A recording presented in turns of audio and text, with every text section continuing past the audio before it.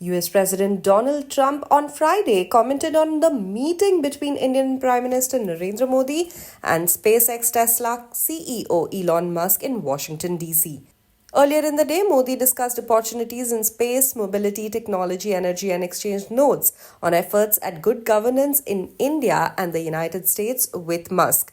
Musk had come to visit Modi with his children.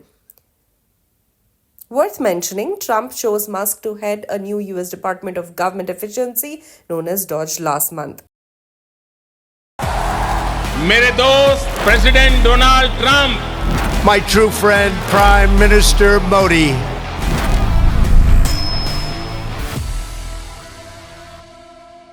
Meanwhile, on the Musk-Modi meeting, Trump remarked, and I quote, "I assume he, as in Elon Musk, wants to do business in India."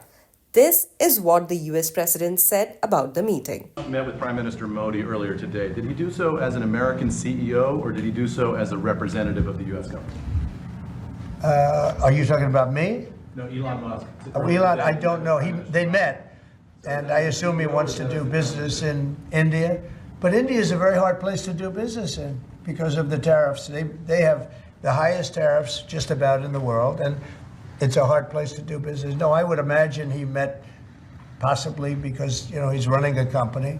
He's doing this as something that he's felt strongly about for a long time because he sees what's happening and he sees how the country is really being hurt badly by all of the fraud, waste, and abuse. Yeah. So how does Modi know whether he's meeting with a CEO or meeting with a representative of your government? Well, he's meeting with me in a little while, so I'm going to ask him that question.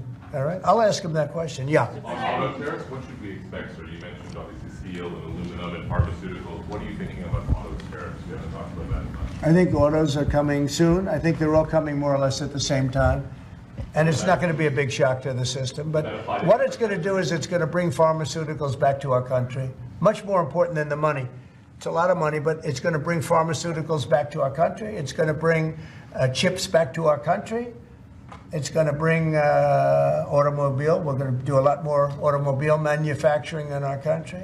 When I did this, when I announced this during the campaign, they were going to build the largest car plant in the world in Mexico. It was almost under construction. It was just starting.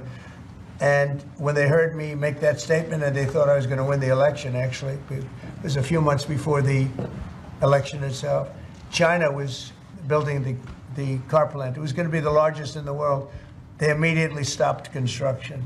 You can see the foundations there. They immediately stopped. When they heard I was doing this, that would have destroyed Detroit. It would have destroyed Michigan. This plant would have taken up more than almost the whole state built. And it would have been very destructive. When they heard me speak, and they said, "Wow, if he gets in, we're gonna lose our shirt." So they stopped building.